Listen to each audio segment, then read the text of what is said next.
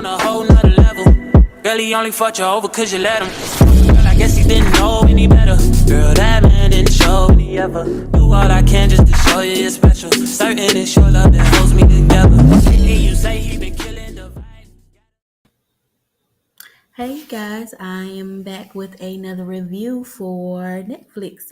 This time it's the movie called Sarah Burgess is a Loser. Now, it was a really good movie. It was one of those like kind of catfish things, where she doesn't want to really expose who she is because she's afraid of rejection because he thinks that she is completely hot like as Veronica. So Sarah is a teenage girl. She is very ambitious. She's smart. She's a really good poet. Um, she's very witty, actually. Um, and she's in kind of a little spat with Veronica. Veronica is one of those high school girls that's popular. Like she's she puts on this act as if she can't stand Sarah Goods, but she's actually jealous of Sarah, how smart she is. And Sarah, she's very intimidated by Sarah's smartness. And, Sarah can throw um, her weight around in that department because she's smart. And she kind of embarrassed Veronica in the girl's bathroom when she corrected her on who did what, and she was like looking like, "How you know?" And the other girls, her Veronica friends, were laughing at her, and that made her feel very insecure. That's one of her insecurities, not feeling smart enough. So this was a really good movie. How the catfish thing came into place is when Veronica and her friends were at a diner or whatever restaurant, and Jamie, which is his real name is Noah in real life. If y'all guys were wondering who he was, yes, Jamie Fine Ass is his name is Noah in real life. If y'all didn't know that, but he walks up to Veronica. He asks Veronica for her number. He's just taking a chance, putting himself out there. I mean, he is sexy, but she was like, do you see his friends? Like, he's a loser. This is not going to work." Um, so she ends up giving Jamie Sarah number to get back at Sarah. You know, So he eventually ends up texting Sarah, thinking it's Veronica, and Sarah is elated. She's like, "Who's this?" And she sees a picture of him. She's like, "Oh my god!" Like that did something to her. She was getting attention from a boy, a hot boy at that, and she just made a choice not to tell him who she was, um, based on um, the fear of rejection, probably. Um, but she got to know him on personal levels. They had conversations, they talked, they made jokes to each other. He really got to know her, but yet not know her at the same time. So Sarah ends up the next day telling Dan. Dan is her best friend, and telling Dan like, "Oh, I met this guy." He's like, "Who?" Like, let me see the texts and stuff like that. So, she allows him to see it finally.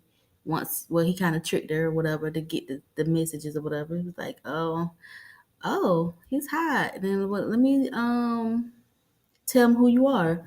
And she's like, no, I don't want him to know yet. She freaked out about it. Like, I don't want him to know, you know. And he eventually exposes that he called Veronica name. He said Veronica, and she's like, "That's what I have to live up to." Like, oh my God, this is not going to be good. But she comes up with a plan to help Veronica in her situation because Veronica has his boyfriend. He's in college, a freshman, and she wants to impress him. Seems smart, just she really wants to be with him and she wants to do anything to keep him basically. So she was like, well, okay, I'll tutor you, I can help you with the smart stuff. I can help you be impressive to him. And she was like, okay, let's give it a shot. Fine. Meet me at my house or whatever. Give me your address or whatever. Well, no, she said no. Actually, she said, actually text me since you already have my number. Since you giving my number out, how about you just text me, you know, um, about it.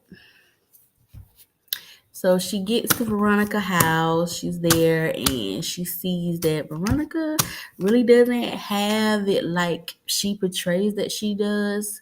Her home life is very hectic. She has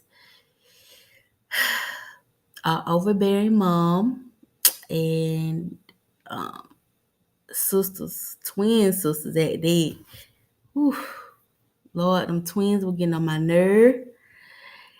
All in her room, jumping on her bed. She just wanted to study. They was like, study, girl, you don't study. Like, you don't study. Veronica. But yeah, they're very annoying. And the mom was very annoying as well. And that part um made her humanize, in that moment. Sarah seeing all the stuff that she went through home wise, that can make a person very like, wow, I understand now. I understand why you lash out at other people that are already down. You want to build yourself up, make your feel. And most times, most bullies do that. They have a awful home life. Like parents are mean. Their parents are full of shit, abusive most times, and it's a lot. And so they need that instant, like instant gratification of putting someone else down.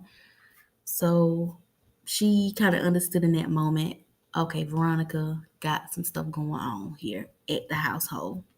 I understand, and they're gonna become better. They're gonna become close friends through the weeks of her helping Veronica, and she's Veronica in return eventually is going to help Sarah and pretend for her that she's interested in Jamie, you know, to help Sarah. Sarah really likes Jamie and she doesn't yet want to tell him who she is.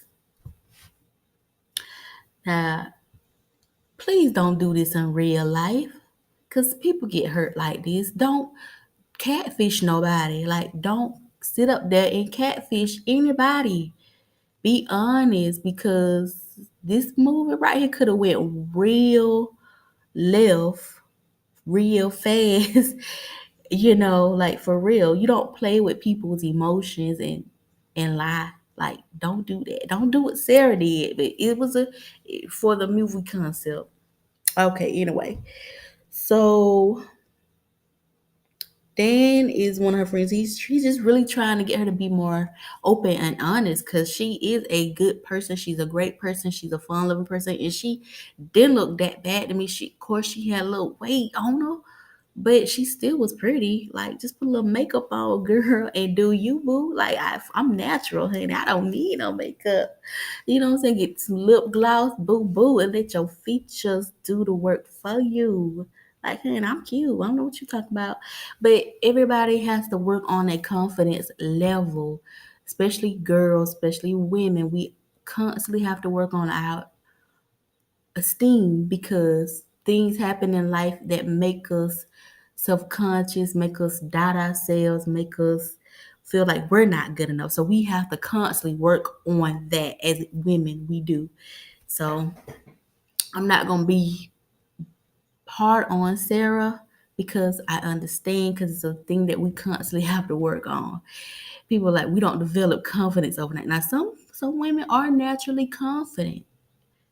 Some are. But even the prettiest one still has insecurities. Um, so we'll get into that discussion later on. And probably in my next review we'll talk about that. So Veronica and Jamie end up going out on a date because he wants to hang out with her. They had a phone. They actually Veronica went and did a what's it called? Like a video chat, FaceTime type of thing. And he was finally able to see okay and okay, get more interaction, but he wants even more interaction. He wants to go on a date. So Sarah hooks it up. She was like, I really don't want to go out with him. Like, girl, but she was like, just do this for me, please. And so Veronica does that for her because they are actually becoming good friends. Veronica can tell her things that she doesn't even tell anybody else. So they have that kind of relationship at this point. And Sarah's there on the date as well to make sure that Veronica doesn't kiss Jamie. She's so jealous. But how you gonna be jealous if you got her out here doing all this stuff for you? Like, I didn't get that part. Like, he thinks I'm the one he's talking to. He likes me. It's gonna be hard to not play the role fully, is what I'm saying. But she's there on a date to make sure everything goes smoothly and give her tips on what to talk about and everything. So the date went well, and they get out back into the parking lot, and he wants a kiss, and she's like, "Oh wait, well, just," and she's like, Sarah is up under the car at this point, spying, and she gonna like make her jump to avoid the kiss. Like, I don't want you kissing him. Don't kiss him. That's what I told you. That's like the number one rule I got. The only rule I got is don't kiss him. So she ends up making Jamie like close his eyes, covers his eyes up, and Sarah actually got a chance to kiss him, not Veronica. So he thinks, but he still thinks that he's kissing Veronica. So she got that little moment to shine or whatever. And so Dan and Sarah one day is like, I don't know if they were doing like community service or just cleaning up the school or whatever, picking up trash. I don't know what they were doing, but they're trying to also do some extracurricular activities so that they can go to these different countries and schools and stuff. They need like the extracurricular activities to be on their transcript. So that's why they're doing all this track, field, running, trying out for stuff. They just need the credits. So Dan runs over to Jamie, and Jamie's with his brother playing uh, some game. I want to say catch or something. I wasn't sure. I don't know what they were doing. And he was like, "You got room for one more, two more?" And he makes Sarah come over. And Sarah, she's insane as she's shocked. She's in awe. Like, I got to see him in person, like in his ear. Like, she just did not know what to say. But she knows that he knows her voice. So she kind of act like she was deaf. She knew a little bit of sign language. So That's what she did. So his brother is actually deaf. So they end up having a little conversation, and he seemed like he liked it. Sarah, like she really could have just been herself, to be honest.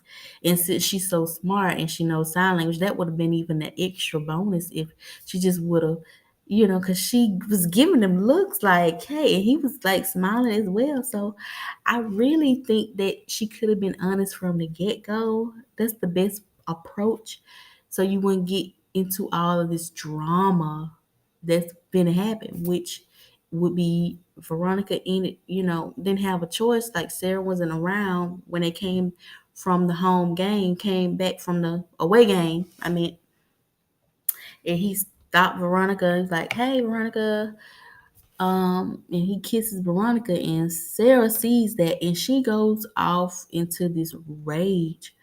I'm skipping some parts. I do want you guys to go and watch the movie. It's a really good movie. So if I don't tell you all the information, it's a good thing. Y'all don't need to know. Y'all need to watch it, okay? Because it's really good. So Sarah is seeing Jamie kiss Veronica, and she feels that Veronica kisses Jamie, but she did for a minute, like she forgot, like, oh, I can't do this, but she immediately pushes him away, but she didn't stay long enough to see all of that. So she ends up getting into Veronica's social media and ended up sending out some hurtful things to the whole school and embarrasses Veronica. And Veronica was like, I thought we were friends. Like, what? I saw you kiss Jamie. She's like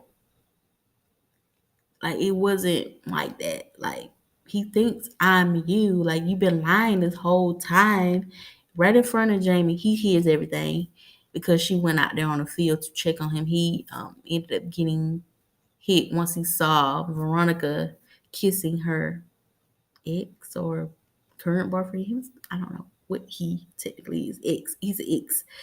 So Veronica was very hurt by that. Like she was really hurt. Like Veronica, I misjudged her because she really did embrace Sarah. Like friends and all that. She left her popular friends to hang with Sarah. Like that's a big step in switch in personality. And I thought it was so cute. I thought Veronica was a sweetheart. She is a sweetheart. And Sarah the one ended up being like kind of crazy. Like, girl, what is wrong with you? Type of thing. By doing it to her, but she at this point is feeling disgusted with herself. She's feeling down. She's frustrated. And so when she gets back home from the away game, she ended up taking it out on her parents. But I feel like her parents deserved that because the day before they had grounded her for drinking too much. She was drunk a little bit and they grounded her. Like she doesn't go to parties.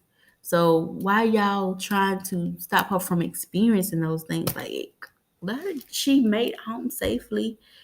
Like just teenagers are going to do that. They're gonna party, they're gonna drink, they're gonna have sex.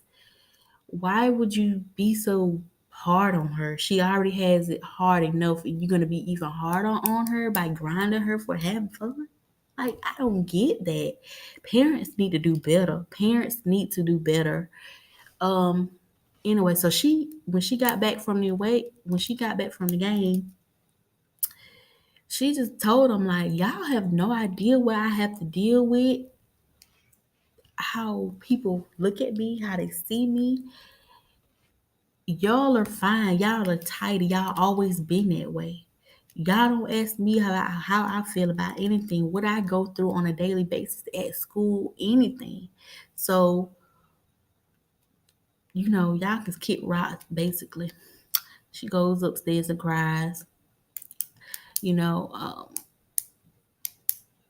I do advise for conversations between kids and adults. Like, don't have it to where your parents can't talk to you or they can't talk to you.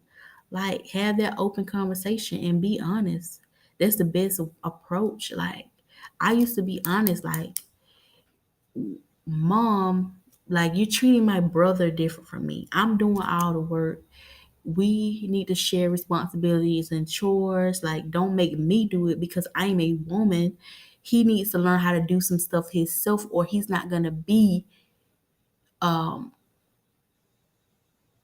self-sufficient in life. He's not going to be able to know what to do for himself if you're not making him do it like you making me do it. Like, treat all the kids the same in the household. If you have kids in the household, treat everybody the same, love everybody the same. Don't show one more favoritism over the other.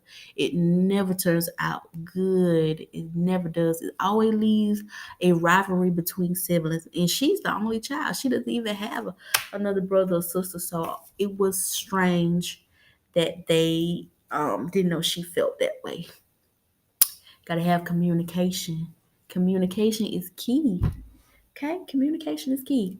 Um, what has happened?